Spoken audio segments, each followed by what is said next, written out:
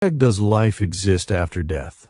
Take an ancient journey through the world's greatest mysteries. Imagine this. It is midnight. The world is silent. The stars shine above, and somewhere in the darkness, a question that has haunted humanity for thousands of years whispers into our hearts. What happens after we die? Is death the end? Or is it the beginning of another journey? Today, we will travel through ancient civilizations, sacred texts, and timeless wisdom to explore one of the greatest mysteries ever known. Not to prove anything, not to convince anyone, but to discover how our ancestors understood life, death, and what may lie beyond. Let's begin. Chapter 1. The Egyptian Journey Beyond Death. More than 4,000 years ago, along the banks of the Nile River, the ancient Egyptians believed death was not an ending. It was a doorway.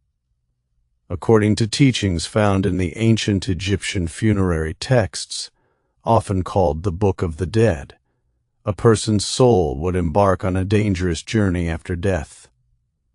The deceased would stand before Osiris, the Lord of the Afterlife. Their heart would be weighed against the feather of truth.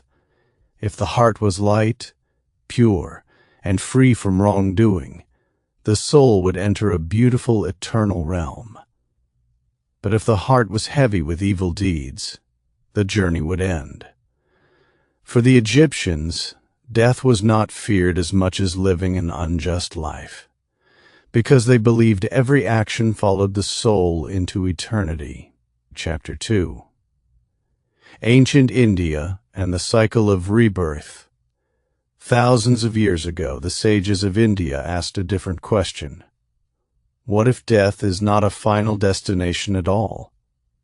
The ancient Upanishads and later Hindu traditions taught the idea of rebirth. According to these teachings, the true self, the Atman, is eternal. The body grows old, the body dies, but the soul continues. Just as a traveler changes worn-out clothes for new ones, the soul leaves one body and enters another. This endless cycle of birth and death is called samsara. And what determines the next life? Karma. Every action, every thought, every choice creates consequences. The goal is not simply to be reborn again and again.